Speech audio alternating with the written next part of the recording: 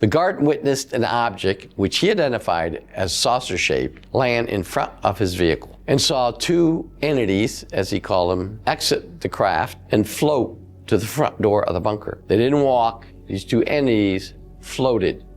In 1981, a Baltimore woman, age 45, by the name of Maggie, was abducted from her bedroom by three human-looking aliens. But Maggie was deadly afraid of the aliens and felt that they were trying to impregnate her. These two were 60 feet underground in a secure vault, and they were there to launch the missiles. The guards knew that the perpetrators had entered into the silo. Now, why do you think the ETs would be flying around disabling nuclear missiles? Coyote Canyon is located within the Department of Defense restricted test range on Kirtland Air Force Base. Coyote Canyon is located adjacent to Manzano Weapons Storage Area. At one time, Manzano was the largest depot for nuclear weapons in the world. Manzano was built by the Atomic Energy Commission in the late 1940s to assemble nuclear weapons. There's two parts of Manzano Weapons Storage Area: the northwest side and the southeast side. The northwest side assembled the fission weapons during the late 40s and early 50s. On the southeast side, there was a plant that assembled the fusion weapons, or the hydrogen bombs. In August 1983, U.S. Air Force security policemen who were manning security posts at Manzano witnessed a strange object fly into the canyon. The security guards first thought the object was a helicopter. However, after witnessing the flight characteristics of the object, they decided the object could not be a helicopter. Now, these three security policemen who were interviewed many times after this incident all knew what a helicopter was, all knew how a helicopter flew, and they contend that what they saw that night could not be a helicopter. Central Security Control notified Sandia National Laboratories Control, which patrols the area of Coyote Canyon. So the Central Security Control contacted Sandia Security Control and notified them that if they had any patrols in the area, to check out this object that's flying in and around Coyote Canyon. And lo and behold, a Sandia guard was in the area at the time, and he reported the following. He witnessed a strange object land near an alarmed bunker in the area of Coyote Canyon. The guard watched this object land and then take off, hovered near the top of the bunker. The guard notified Sandia Security of the incident. The guard witnessed an object, which he identified as saucer-shaped, land in front of his vehicle. The guard noticed his vehicle's engine shut off, as did all other electronic devices, including his mobile and portable two-way radio. After we realized that all his electronics had shut off, he got out of his vehicle and saw two entities, as he called them, exit the craft and float to the front door of the bunker. That's right, you heard me right, float. This is exactly what the security guard's statement was. They didn't walk. These two entities floated, which would mean that they could defy gravity, floated to the front of the bunker. The guard exited his vehicle with a 12-gauge shotgun. Once outside the vehicle, the guard was frozen, explaining that he couldn't move. He watched the entities float back to the saucer. The saucer then flew away in a westerly direction. We interviewed the security guard. The guard was interviewed by AFOSI agents. That AFOSI agent was me. The guard related exactly what happened without wavering from his original story. The guard was a former U.S. Army soldier, Vietnam vet. He had worked for Sandia Laboratories for 11 years, had never seen anything like this before. The guard was examined for medical effects, but was found to be in normal physical and psychological condition. There wasn't any radiation on his clothing, on the vehicle, in the vehicle, on the ground around the vehicle. The guard contends the object was not a conventional aircraft. It did not have wings or any type of external engines. The guard described his experience as unusual, but he claimed not to have been afraid. Now, he's a veteran of the Army, Vietnam, probably saw a lot of horrible situations and was probably in horrible situations while in Vietnam. And he'd worked for Sandia Labs for 11 years, probably experienced other things while working at Sandia Labs, because Sandia Labs had almost all of their facilities secret or top secret, containing unique things, new experiments, unique facilities. Then we went from interviewing the security guard at Sandia to interviewing the security policemen who were on duty inside Manzano. All the Air Force security policemen involved in this incident were thoroughly interviewed. Not just once, not just twice, but 3 times. They all were interviewed separately at the OSI office. We made sure that they'd had the right amount of sleep before we interviewed them. We didn't want to take them off a night shift or a graveyard shift and bring them in and interview them in the morning. We waited a day or 2 so they could get some rest before we subjected them to an interview. They kept to their original story. They were interviewed separately, as I said, and at various times over the period of 2 weeks, but never changed their original statements one time. Now, normally when interviewing someone, and I've done, at this point, I had done many of them, you look at different characteristics of the person you're interviewing. You're looking at eye contacts, whether they're looking at you, whether they're fidgeting around, whether they're looking on the ground or the table or the ceiling or something in front of them like a cup of water. And you watch how their hands move. These are techniques we use in interview and interrogation. Now, they weren't being interrogated, they were just being interviewed. But we wanted to make sure everything they said was factual and they didn't change their story. A person that tells the truth can tell the same story over and over and over and over again. A person that tells a lie changes their story quite often. If you ask somebody that's lying to tell the same story over and over again, parts of that story is going to change. Now, sometimes over a period of weeks, somebody that you're interviewing, like these security policemen, will remember something they didn't state before, but it goes along with the same chain of facts, so it doesn't appear that they're lying. And these 3 security policemen were not lying. They told exactly the same story without wavering. They had given written statements to their supervisors. We went over those written statements over and over again. So they didn't make this up.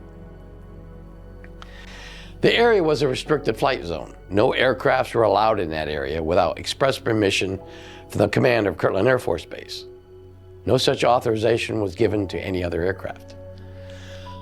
That just meant there wasn't any secret operations going on in Coyote Canyon on that date. Number 1, air traffic controls would know that. Number 2, I was a counterintelligence officer for the base. I would know that. And number 3, security policemen guarding Manzano storage area would have been briefed that there would be activity in the Coyote Canyon area. Now, there's numerous times during the career of the security policemen where they were briefed on activity in the Coyote Canyon, and they would just ignore the lights. Radar approach control recorded tapes were seized by OSI. The tapes were examined by experts but did not show any aircraft flying near the restricted flight zone during the suspected time periods. Now, we didn't always believe or trust people, so we wanted to make sure we had some kind of evidence to support what our allegations would be or what we were investigating. During the investigation, a second Sandia guard came forward and reported a similar incident occurring in July of 1980. The second guard explained that the saucer-shaped object landed on top of the same bunker. He observed the incident from a distance and decided not to report it for fear of harassment. He observed 4 creatures dressed in spacesuits floating around the top of the bunker. The creatures entered the saucer and flew towards his vehicle. It landed in front of his vehicle. His vehicle shut down. He tried using the radio to call for help, but the radio was dead. The guard tried to exit his vehicle with his shotgun, but the door would not open. The guard feared for his life at this point. The guard observed a creature floating up to his vehicle, but stopped short of the driver's door. The creature had a helmet, so the guard could not see his face. Since this was about 4 o'clock in the morning, it was too dark to identify the features of the creature. The guard didn't know what to do, but decided to try to open the passenger's door, which it opened. The guard exited the vehicle through the passenger's door with a shotgun. Once outside, the guard yelled several words at the creature, but there was no response. The guard fired 1 round, buckshot, into the ground in front of the creature. The creature then moved quickly towards him. The guard tried firing another round, but the shotgun malfunctioned. The creature stopped short of the guard. Now we have a second incident involving a security guard, but this guard fired his gun. He was feared for his life. This was earlier, a month or so, 6 weeks earlier, but he never reported to his supervisors for fear of harassment. The guard tried pulling out his sidearm, and he had a .38 revolver on his side, but he decided to just stand still and wait for the creature to make an aggressive move. The creature and the guard just stood at a standoff for about 3 or 4 minutes. The creature then returned to his saucer. The saucer flew away. The security guard admitted replacing the SPET shotgun round from his own supply. Sandia's security supervisor were briefed on the incident. Now, even though this guard came to us and said, I need to tell you about this incident, we were still obligated, based on what he did and based on what he was protecting, to report this to his supervisors. The second guard was interviewed again 3 days later and kept to his original story. Sandia Internal Security gave the guard a polygraph examination, which showed no deception. Now, this was Sandia that gave the polygraph. We didn't give the polygraph. Further investigation revealed during the time of the first sighting, a Mesa Airlines pilot shuttling a plane from Santa Fe to Albuquerque witnessed an object traveling south from Manzano restricted flight zone. The object was very bright. The Mesa pilot thought the object was a test aircraft since it displayed unusual flight characteristics. At 0450 hours, which would be 4:50 in the morning, on the date of the original sighting, a New Mexico State policeman observed a strange aircraft flying south along Interstate 25, south of Albuquerque. You put all these things together, it would verify that a UFO landed in a restricted test range on Kirtland Air Force Base. 2 entities got out, floated around this bunker, and got back inside and flew away. Why were they there? Why did they concern themselves with that particular bunker? What was inside that bunker? What was inside that bunker is classified. But they were there. And not just that time in August, but also in July. The other security guard. And the polygraph confirmed that the first guard experienced the same thing as the second guard.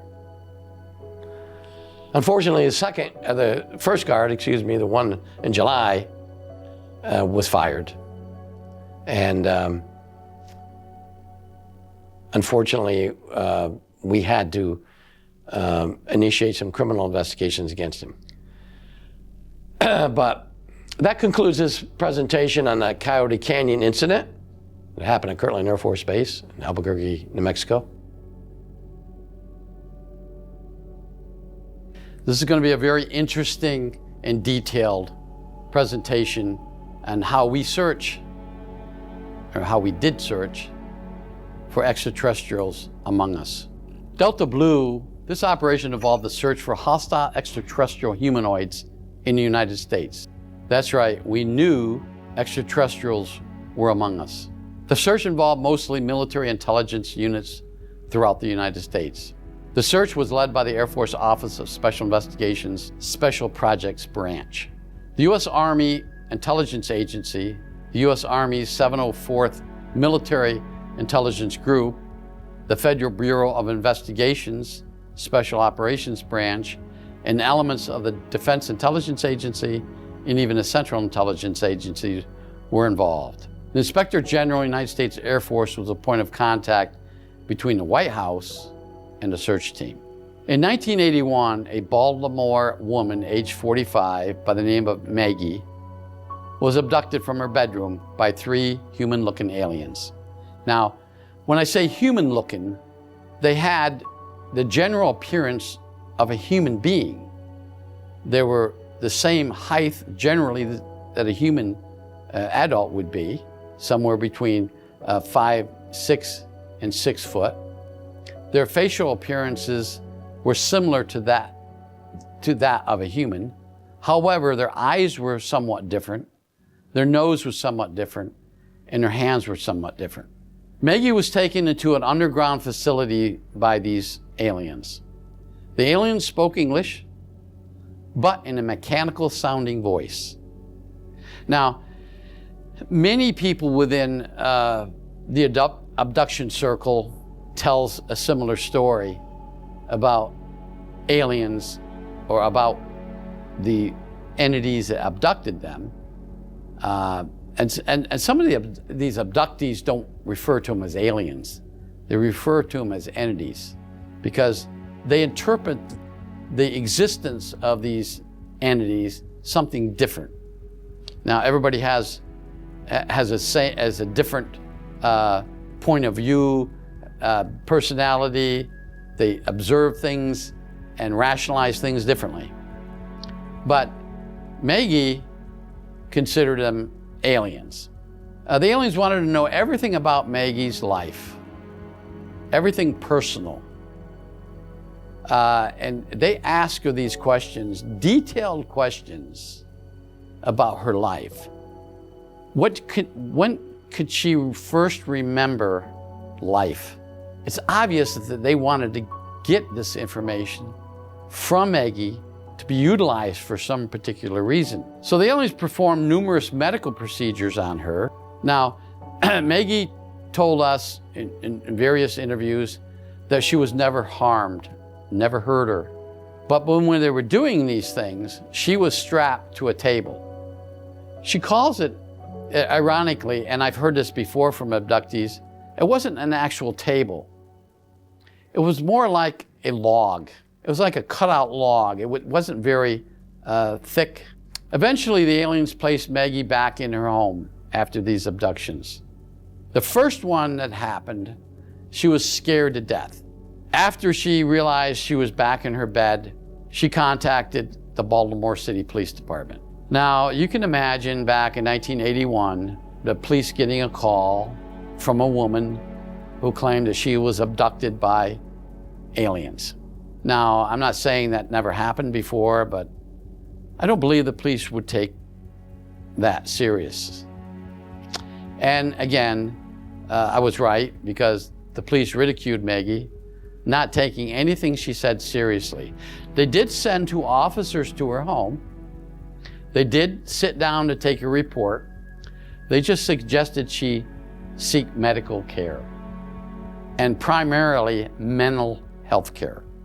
So, and basically the police are telling her, you're crazy, you're making this up, there's nothing we can do about it, we're not the alien police, Therefore, just go and get a good shrink and let them heal you. Maggie sought help from a local Baptist minister. The minister listened to Maggie's story and suggested she speak with a UFO investigator from Virginia. Of course, John Schussler is a UFO investigator with MUFON who is connected with other people within MUFON. John connected Maggie to Dr. John Mack in New York City. He was a specialist in alien abductions. During Maggie's involvement with Dr. Mack, she underwent 6 hypnosis sessions over a period of 3 months. During these sessions, Maggie explained the different abduction incidents by the aliens. The aliens always subjected her to physical examinations, especially in her private areas. Maggie also related a small device was inserted into her right foot near her big toe. Of course, now we got proof. She has an implant. Remember, ETs during the abduction episodes, probably 90% of the time, plant some type of implant in the abductee's body. Maggie then related that she was shown a house in Virginia where she could go for safety. The house was on Cherry Street. Now, at this time, U.S. intelligence wasn't involved in this. Remember, this was just John Mack, John Schussler, and the UFO community. They're the only ones involved with Maggie at this point. But Maggie was deadly afraid of the aliens and felt that they were trying to impregnate her. Eventually, and I can't explain how this happened, but through a confidential source, U.S. intelligence was notified of this incident. Now you can read whatever you want into this, but we were then notified. U.S. intelligence was notified of this. OSI brought her in. Over a period of several weeks, Maggie was interviewed, polygraphed, and subjected to 6 different hypnotic sessions. Now, she already went through hypnosis with Dr. Mack. Now she's going to go through hypnosis with AFOSI and U.S. intelligence. OSI was especially interested in the address of a residence in Vienna, Virginia, on Cherry Street. Unbeknownst to Maggie, U.S. intelligence had the Cherry Street address under surveillance for months because of another incident under Delta Blue. Delta Blue wasn't just an incident involving Maggie. It was involving many other abductees or other people that had contacted OSI or U.S. intelligence to report something fishy occurring at this house on Cherry Street in Vienna, Virginia. Even before we got Maggie into our hold, we knew about Cherry Street. Now, I'm not saying that I was ever involved in this. I was still in New Mexico, remember? I did learn about it, and I was peripherally involved in it on another operation. But anyways, U.S. intelligence obtained permission from Maggie to place listening devices and cameras in her residence. We didn't break into the house. We didn't surreptitiously place cameras or listening devices or pin registers or any bugging equipment in her house. She gave us permission. I always like to emphasize this because this story has been out there in the public for a couple years. And people always jump to the conclusion that you bugged her house, you bugged her car. Yeah, we did, but she gave us permission to do that. Several weeks later, the cameras revealed human-looking aliens had entered Maggie's house through a sliding glass door in the rear of her residence. This is where it gets extremely interesting. The aliens performed a physical examination of Maggie while she was asleep. Government was recording this, remember? The aliens never removed Maggie from her home, although it appeared from the photographs and the video that Maggie never awoke during the physical examination.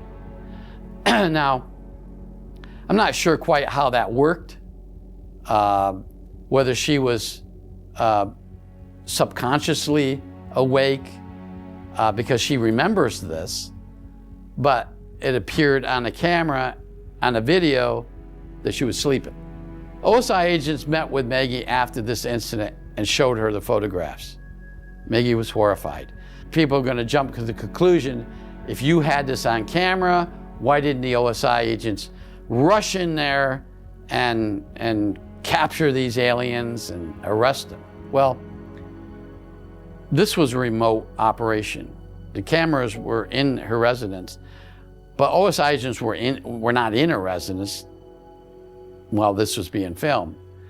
They were some distance away at a safe house where we had recording equipment. So we didn't actually see this till after the fact. OSI suggested a trap be set to catch the aliens coming into her home. Maggie agreed and signed an agreement. Now, this is where we were going to catch the aliens.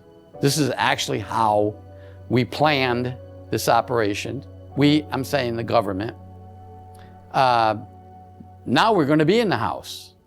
Now we're going to have armed law enforcement personnel in this house and on the outside to protect her and then detain or arrest who's ever responsible for this. Unfortunately, OSI agents missed the 2 encounters where Maggie was examined again. It was about 6 weeks apart. And now this made upset OSI because the monitoring device in the outside didn't really function the way they thought it would. So then they went to a different system. OSI went to a different system using some other sophisticated technology to try to identify when these aliens were coming. Finally, OSI agents were present when the aliens returned. 3 agents were in Maggie's house, 3 were on the outside, and a team of special military response team members, including FBI agents, were staged some distance away. As the aliens entered the sliding glass door, the OSI agents confronted the 3 human-looking aliens. The aliens then fled through the same door, but were detained outside by the other agents. Can you imagine the number of people up the chain of command that was notified? And believe me, I was told that everyone, including the President of the United States, was notified. So at some point, the 3 aliens managed to escape from the safe house. Now, I could probably give a 45-minute presentation on how we thought, OSI thought, and other federal agencies thought that this happened. But I just don't have time here to do that. But there were some tricks that the extraterrestrials deployed to fool the agents that were holding them in this particular house. And the safe house is a regular home. It wasn't a jail, it was a home.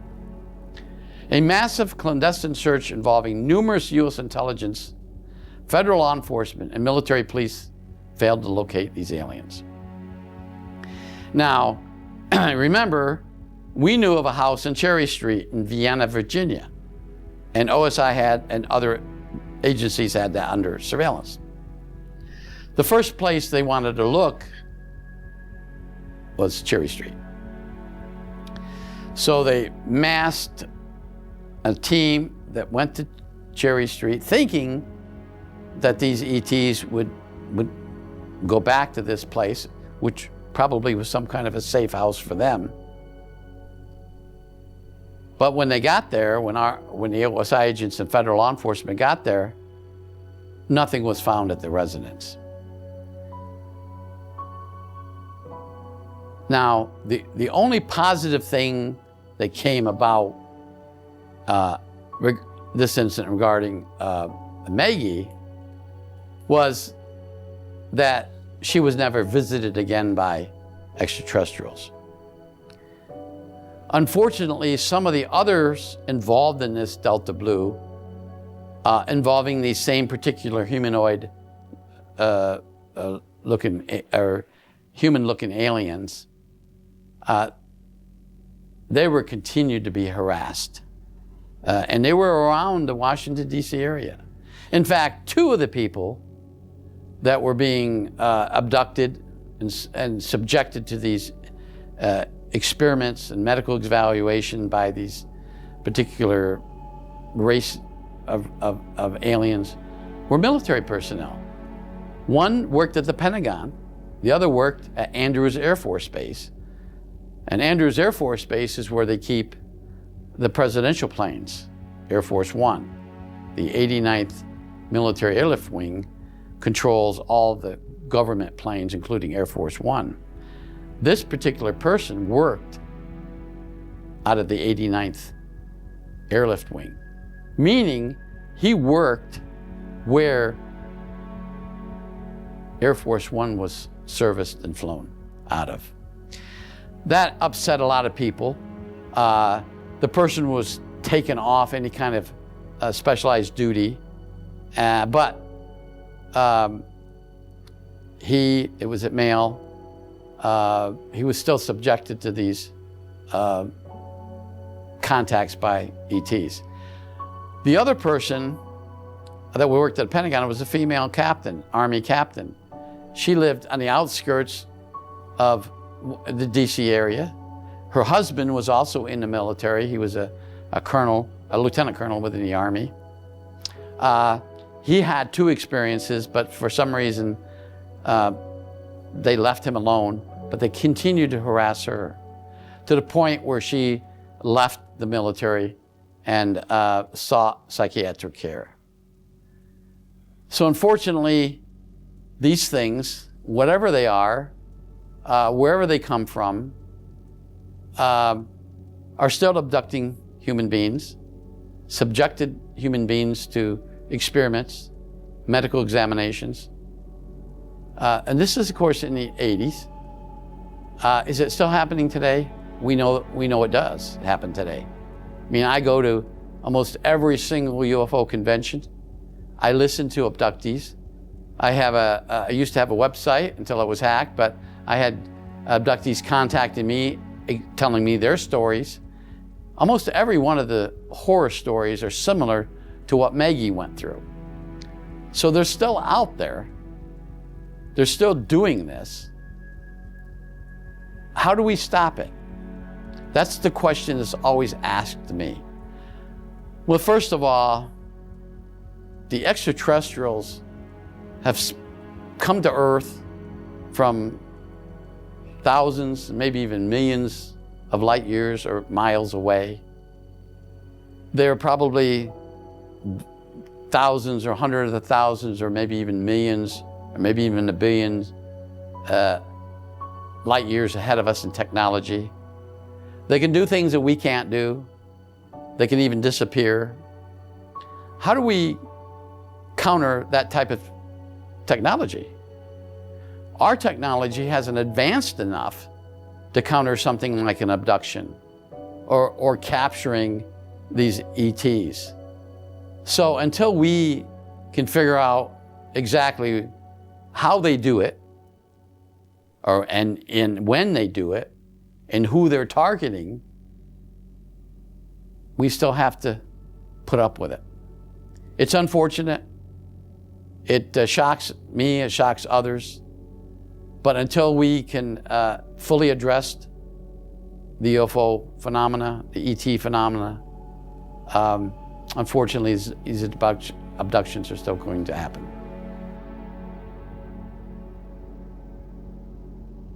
Today, we're going to talk about an incident that happened at Ellsworth Air Force Base, South Dakota, a landing of a UFO at an ICBM site. Ellsworth Air Force Base is located 10 miles east of Rapid City, South Dakota. From 1962 to 1994, the base housed the 44th Strategic Missile Wing, which deployed 150 intercontinental ballistic missiles, or ICBMs, in the South Dakota countryside. There were 3 squadrons of 50 missiles each. The ICBMs were housed in underground missile silos. The LCF, or Launch Control Facilities, housed the missile control officers. These two were 60 feet underground in a secure vault, and they were there to launch the missiles. They were in such a facility to protect them from a nuclear attack. Above ground, security forces and other facility personnel were housed. The base had cooperating agreements with the local sheriff department and the South Dakota Highway Patrol. Remember, these missile sites were off base. They were in farmers' fields, as we're going to show you. They were away from the base, not controlled by anything other than who was at the site. The missile site itself, contained the ICBM missile, which was underground, and all the support electronics, some of which were above ground. There was a 20-ton door on top of the missile site that was blown off when that missile was launched. That was the only thing at the site. The security policemen that guarded this area had to respond from the launch control facility to the ICBM site, sometimes miles away. This is the actual site. There's a picture of the site where this occurred. This is the underground facility where the two missile launch officers live for 72 hours. They're down there for 72 hours. Nobody can get down to them. They don't leave this area. They're locked in here. They're locked into this facility. They have food, water, bathrooms, even shower facilities down here underground. On November 16th, 1977, at 23:30 hours, that's 11:30 p.m., an outer zone alarm had activated at missile silo Lima 7. Lima 7 was located about 35 miles from the launch control facility. So that meant a security alert team responding would take some time to get there. As the alarm sounded, the security force of the security alert team was dispatched to this missile site, Lima 7. Upon the arrival of the SAT team, the two security guards observed a figure inside the restricted area. The figure was wearing a bright, shiny uniform with some sort of helmet. The two guards approached the missile fence and yelled at the figure to move forward for identification. During this time period, nuclear protesters sometimes penetrated these areas for protesting. They even threw paint on these missile silos, tried to damage them, or tried to block them with their bodies. So when these two security policemen on this SAT team saw this figure, they thought at first, another protester. But when they challenged this person to move forward, come over here, identify yourself. And if it was a protester, the procedure was for these security policemen to detain him and call the base and ask for a sheriff, a state trooper, or a U.S. Marshal to come out and pick him up. Or they could actually detain him enough to take him into a town. The figure did not move and they did not respond. Two guards coordinated with the LCF, Launch Control Facility, to open the front gate into the silo. And remember, the security forces personnel at this time, they were on the outside. They drove up, they have set procedures on how they were supposed to approach the site. One guard remained in that vehicle, the other guard moved up. So we were coordinating with the launch control facility what they were going to do. The front gate was open. The figure moved closer to them. At this point, the guard observed that one of the figures was holding an object which appeared to be a gun. Now, at this point, the guards hadn't identified these two as anything other than possible protesters dressed in some kind of shiny suit. The two guards took a prone position, meaning they laid down on the ground. This was what their policies were. Aimed their M16 rifles at the two figures. One of the figures fired some sort of light beam, which struck one of the guards, M16, totally disintegrating the weapon. The burst of light caused the guard to go unconscious. So now you have one guard that was fired upon, his M16 rifle disintegrated, and he's unconscious. Now, interviewing the second guard stated he thought his partner had died. He was dead. The second guard pulled his comrade away from the gate towards their vehicle. The second guard immediately called for help on his portable radio. The injured guard regained consciousness. Once at their vehicle, both guards fired their rifles at the two figures. Both figures fell to the ground. So now we have these two security policemen out at this remote site. One of them had been shot at. Their M16 was disintegrated. He had other weapons in the vehicle he went back to. They fired upon these two creatures. And now their dispatch is telling them that the inner zone alarm had activated, meaning there was somebody down at the missile. While waiting for backup, the two guards observed the two figures, two aliens, getting back up off the ground and disappearing underground. Since the inner zone alarm had activated, the guards knew that the perpetrators had entered into the silo. Both guards had to react. They had to save this Priority 1 Air Force resource, the missile. And then again, of course, the nuclear weapon that was on top of this missile. Each one of these Minuteman missiles, Minuteman III missiles, underground, had a nuclear warhead on top of it. It was called a W-62 warhead. It's about 170 kiloton yield. That's sitting on top of that missile.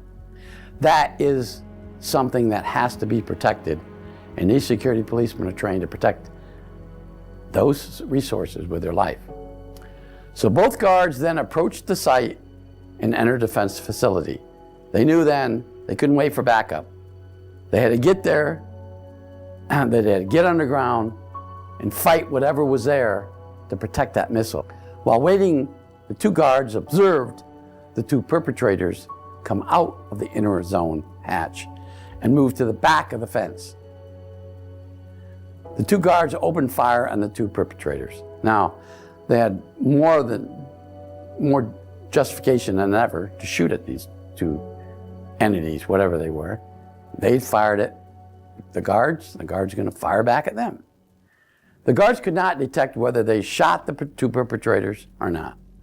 The guards then saw a bright object take off from an area east of the missile site. The object flew directly over the missile site and directed a beam of light at the site. Both guards fired at the flying object, but it flew off to the west. Approximately 35 minutes later, the RSAT arrived on scene. The SAT and the RSAT moved to examine the interior of the site. Burnt marks were located on the outer and inner hatch of the missile site. The inner and outer is how they get down into the missile. It appeared that something had welded the locking mechanisms, preventing both hatches from opening. So not only did these ETs open and get down there, they sabotaged the inner and outer hatches, welding them shut, preventing us from getting down there.